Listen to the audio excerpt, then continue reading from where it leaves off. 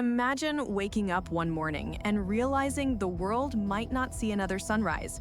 Not because of a natural disaster, but because two men on opposite sides of the planet each have a button that could erase everything. In 1947, atomic scientists created what they called the Doomsday Clock, a symbol showing how close humanity stands to midnight, to total destruction. In 1947, it stood 7 minutes before midnight. In 1991, when the Cold War ended, it moved back to 17. But in October 1962, during the days we're about to relive, those hands were seconds away. And what happened then became the closest moment in history when humanity almost destroyed itself. Hey everyone, I'm Top, and this is Toppi Top History, the place where we talk about real stories that nearly changed everything. If you love history told straight, no drama, just facts that hit, subscribe, and let's dive in.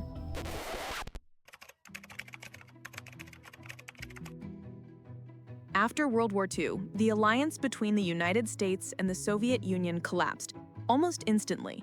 They had defeated Hitler, but victory turned into rivalry. The world split in two, NATO in the West and the Warsaw Pact in the East. Two superpowers, two ideologies, one fragile planet. The Cold War wasn't fought with tanks, it was fought with fear, propaganda, and the constant shadow of nuclear annihilation. In the 1950s, America had the upper hand. More warheads, more bombers, more bases. But the Soviets were catching up, and they had one man ready to prove it, Nikita Khrushchev. By 1957, the USSR launched the world's first intercontinental ballistic missile, and Sputnik, the first satellite. For the first time, Americans realized the ocean no longer protected them. A missile from Russia could now reach Washington. But this story doesn't start in Moscow. It starts in the Caribbean. A young revolutionary named Fidel Castro overthrows the Cuban dictator Batista. Overnight, Cuba turns from America's tropical playground into a communist state. U.S. companies lose billions as Castro nationalizes banks, casinos, and sugar industries. Washington retaliates with an embargo, cutting off trade, oil, and credit. So, Castro turns to Moscow for help. And the Kremlin sees a perfect opportunity. Cuba isn't just another island, it's a massive, unsinkable aircraft carrier sitting 90 miles from Florida. In 1961, the US tried to overthrow Castro. The CIA trained Cuban exiles for an invasion known as the Bay of Pigs. It failed miserably. Castro stayed in power, but the message was clear: another attack was coming. Meanwhile, the US made its own move. In Turkey, just across the Black Sea from the Soviet Union, America installed Jupiter nuclear missiles. Flight time to Moscow, 10 minutes. To Khrushchev, that was a loaded gun pointed straight at his head. His answer was bold and secret. If they can put nuclear missiles next to us, we'll do the same. The plan? Place Soviet nuclear missiles in Cuba. Codename Operation Anadyr, a name so random even Soviet officers thought it referred to a base near the Arctic. Ships were loaded with Arctic cargo, felt boots, parkas, skis. A perfect disguise. Hidden below deck were the real deliveries: R-12 and R-14 nuclear missiles, IL-28 bombers, MiG fighters, anti-air units, and thousands of troops. Each captain carried a sealed envelope to be opened only after 24 hours at sea and only in the presence of a political officer. When they finally opened them, one line stared back. Course? Cuba. By August 1962, Soviet engineers were building launch sites near San Cristobal and Casilda. Construction crews worked through the night assembling silos, radars, and missile hangars under the Caribbean sun. Somehow, not a single word leaked. But America's eyes in the sky were about to find something strange. Because when a U-2 spy plane flew over Cuba, it didn't just photograph empty land. It captured football fields. on an island where everyone plays baseball. And that one weird detail was the first clue that Soviet nuclear missiles were already there. What do you think? Who really started the crisis? The US by putting missiles in Turkey, or the Soviets by moving theirs to Cuba? Drop your take in the comments. I'm reading the sharpest ones first. A U-2 reconnaissance plane takes off from California and heads south toward Cuba. The pilot, Major Richard Heiser, doesn't know it yet, but the photos he's about to take will bring the planet to the brink of nuclear war. When the film rolls back in Washington, the analysts at the CIA start scanning frame after frame. What they see looks harmless. Construction sites, trucks, long rectangular clearings, fields. But then one analyst says something strange. Why are there football fields on Cuba? The room goes quiet. Because Cubans don't play football. They play baseball. And that small detail changes everything. The analysts zoom in and realize those football fields aren't fields at all. They're missile launch pads. The same model they've seen in top-secret Soviet blueprints smuggled out years earlier by a double agent named Oleg Penkovsky. Thanks to him, the CIA can now identify exactly what's sitting on Cuban soil. Nuclear warheads capable of hitting almost every major U.S. city east of the Mississippi. Washington erupts. The next morning, President John F. Kennedy is handed the photographs. The date is October 16th.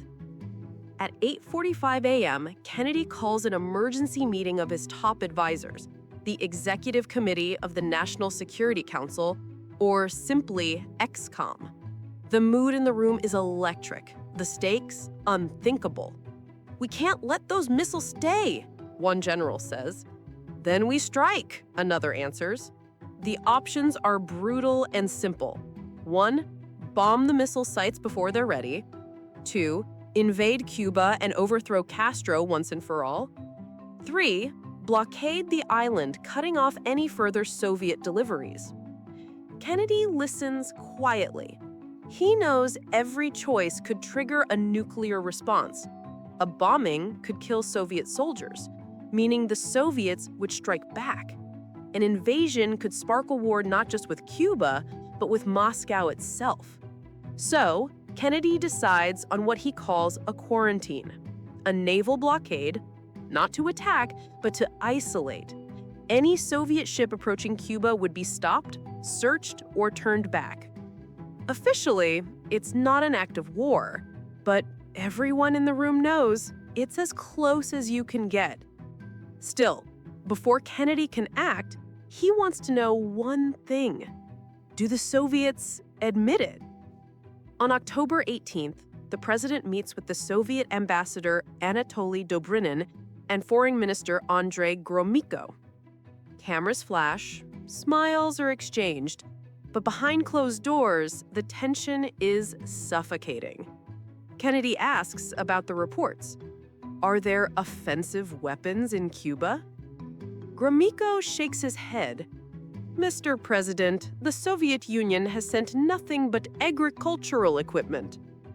Kennedy nods, calm, polite, presidential. But inside, he already knows they're lying. That same night, he meets again with his brother Robert Kennedy, his closest advisor. If we hit them now, Robert says, the Soviets might hit Berlin. Millions could die. And if we don't, the president replies, millions here could die later. For 6 days, the world has no idea what's happening. Troops begin to move. Air bases go on alert. The U.S. Navy starts positioning ships in the Atlantic Ocean. But no one, not the press, not the public, knows that the world is slowly sliding toward the unthinkable. Until October 22nd, 1962. Kennedy goes on national television. His voice is calm, but the message shakes the world. This government, as promised, has maintained the closest surveillance of the Soviet military buildup on the island of Cuba. It shall be the policy of this nation to regard any nuclear missile launched from Cuba against any nation in the Western Hemisphere as an attack by the Soviet Union on the United States, requiring a full retaliatory response. And just like that, the world holds its breath. Two superpowers are now locked in a silent standoff, one move away from nuclear war. But here's the question. If you were in Kennedy's place, would you risk waiting or strike first? Drop your take in the comments and tell me what you think the smarter move was. The U.S. blockade around Cuba is now active. 180 American warships form a ring around the island. Soviet cargo ships keep moving toward it. The world holds its breath. Moscow orders do not stop, keep course. Washington replies, turn back or be forced back. Soviet submarines are in the area, armed with nuclear torpedoes. One wrong signal and everything ends. In Washington, Kennedy and his advisors prepare for war. DEFCON Level 2, one step away from full nuclear launch. October 25th. At the United Nations, the U.S. ambassador presents the photos. Do you deny these missiles exist? He asks the Soviet representative. Silence. Then the photos go public. Now the entire world knows. Soviet missiles are in Cuba.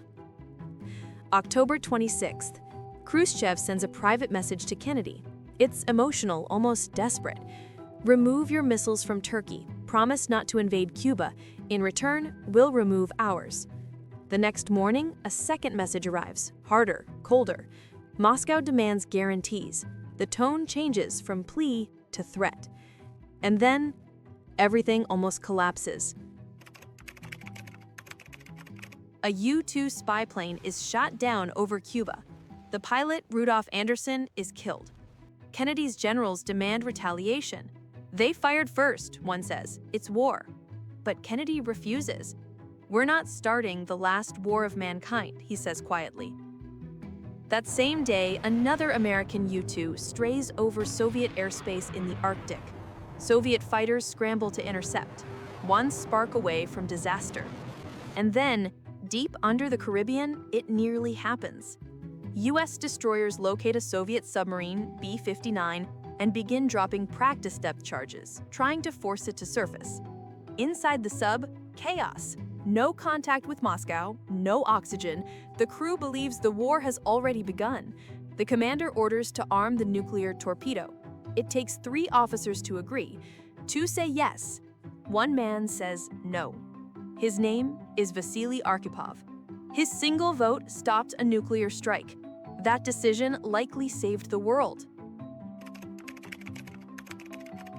A message from Khrushchev is broadcast on Radio Moscow. The Soviet government has ordered the dismantling of the weapons in Cuba. The missiles will be returned to the Soviet Union. The crisis is over. The world exhales. The United States secretly agrees to remove its missiles from Turkey. The Soviets withdraw from Cuba. In just 13 days, the world came closer to nuclear war than ever before and survived because a few men decided not to press the button. But here's the question. Did anyone really win the Cuban Missile Crisis? Tell me in the comments. Thanks for watching Toppi Top History. Subscribe if you love real stories that almost changed everything. See you in the next one.